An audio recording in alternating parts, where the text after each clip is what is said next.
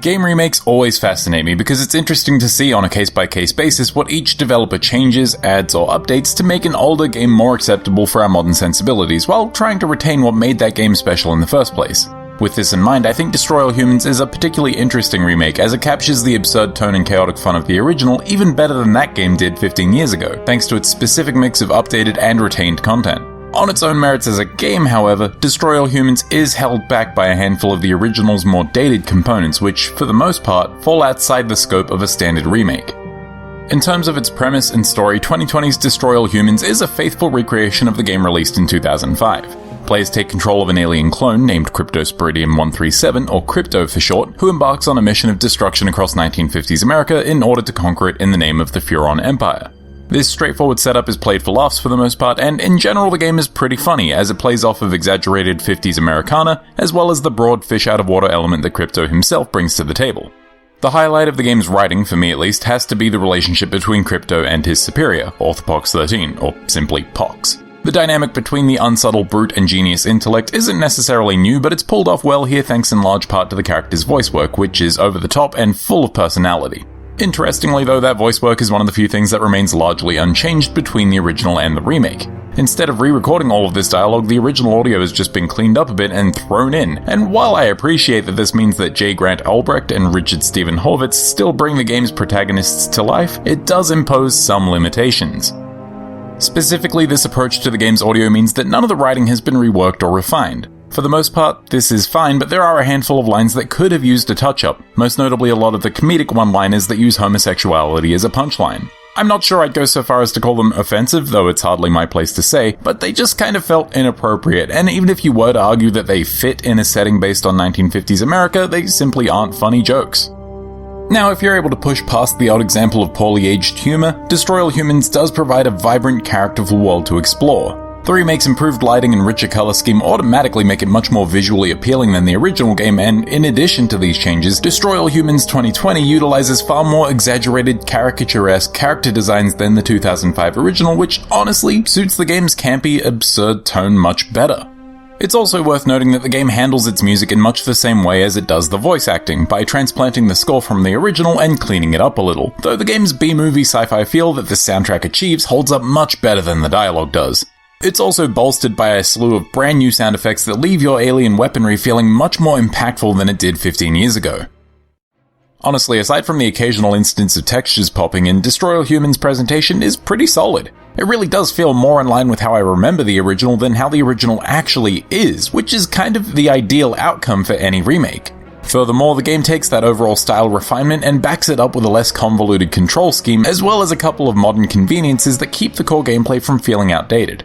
The main elements of Destroy All Humans gameplay are combat, stealth, and UFO-based destruction, and across the board, the remake feels so much less obtuse than the original.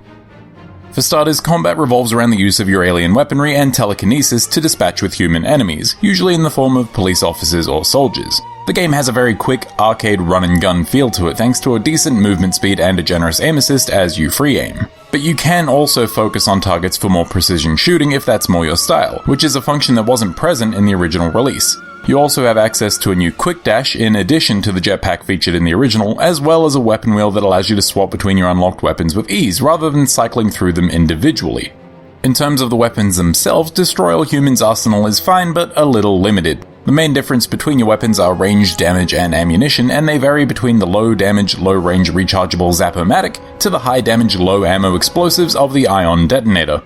The ammo situation tends to keep the Zap-O-Matic relevant, as refilling your ammo requires you to convert environmental objects into ammo, and you're never guaranteed to get the type that you need or want, which can be pretty annoying. Thankfully, you also have telekinesis to help you out when your guns fail you, and I'm not sure I'll ever get bored of flinging ragdolls around an environment as an alternative to shooting them. You can tap the button once to levitate things and tap it again to drop them, or more likely, you can just hold the button down to aim the object and release to blast it into the distance. Destroy All Humans is just good old-fashioned dumb action fun, at least where its combat is concerned. But not every situation is going to call for you to rush around guns blazing. Sometimes you need to infiltrate human society and manipulate them from the shadows. This is where the game's majority of psychic abilities come into play.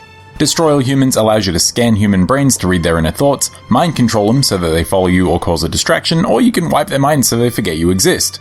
The majority of the game's stealth elements, however, rely on your holobob ability, which lets you disguise yourself as a human for a limited time. Specific disguises can get you into certain high security areas, but you need to continually scan brains to maintain your disguise, and certain enemies and hazards cause your disguise to falter much more quickly.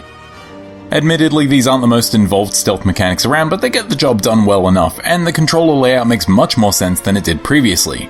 Your mind control and holobob are mapped to the D-pad, since you'll rarely be using them repeatedly or in quick succession, while the brain scan is found on the face buttons, which is great because you'll be using that a lot. The original game had so many features mapped to combinations of triggers and buttons, and Destroy All Humans 2020 is a much more enjoyable experience as a result of these remapped controls. Even the UFO gameplay has been streamlined. Like the ground combat, it benefits from the use of a weapon wheel, and though it doesn't affect a whole lot, you can now change the altitude of your UFO with the same stick that you aim with. Other than that, the UFO sections function much the same as the on-foot combat mechanics, just a lot faster and with destruction on a much larger scale. It's very satisfying. With all these gameplay tweaks, it's surprising to me that the biggest update to Destroy All Humans 2005 formula concerns progression. Crypto's adventure still takes him through a number of mini sandboxes that you're introduced to over the course of the game's main missions, but unlike the original release, you no longer have to unlock later levels by gathering human DNA. Instead, DNA is used only for weapon and ship upgrades, and levels unlock in a more straightforward, linear fashion. Now, I have to assume that this change was made because it eliminates the grind of trying to unlock later stages, but without that DNA requirement, you really notice just how short on compelling content Destroy All Humans actually is. In total, there are only 24 or so actual missions, and while these provide a decent mix of all the mechanics that Destroy All Humans has to offer, each of these missions is really brief. Even if you're taking your time on them and completing every optional objective that you can, these missions rarely last longer than 15 to 20 minutes, if you're lucky. Also, as a brief aside, there's no good way to effectively restart at checkpoints without Crypto killing himself, so actually pursuing those optional objectives to pad out the game can be a real pain in the ass. Instead, the bulk of the game is made up of bland filler content like races, rampages, and abductions, which are totally fine if you just want to switch off your brain and cause some mayhem for 5 minutes here and there, but they do wear thin very quickly. While you do have unlockable costumes and a bunch of upgrades to encourage you to play as much of the game as possible, I would be lying if I said any of the free roam activities were actually interesting. They're filler, and unfortunately that's the majority of what Destroy All Humans has to offer, but at least you don't have to grind away at that to experience the content that's actually engaging. Shifting that grind off to the side is just about the best case scenario for this game, as it's beyond the purview of most remakes to add entirely new content, even if the original game comes up too short after you've made some changes. With that said, however, this remake does include additional content that wasn't in the original in the form of a previously cut level. It may not be a lot, but at the very least Destroy All Humans 2020 does come away with more worthwhile content than the original, with none of the compulsory grind. So with all that said, Destroy All Humans 2020 is mediocre. With fast and chaotic destruction at its core, Destroy All Humans is great fun that relies way too heavily on repetitive side content to pad out a brief, if enjoyable, sequence of main missions. To be fair, I do think this is a really solid remake, as it evokes the feeling of the original 2005 release better than that actual game did, but I wouldn't necessarily recommend that people go out and play Destroy All Humans 2020 unless you enjoyed the original or were ever interested. If that's the case, then by all means, check this out. It's the best version of Destroy All Humans that you can currently get your hands on. Destroy All Humans is available on PC, PS4, and Xbox One.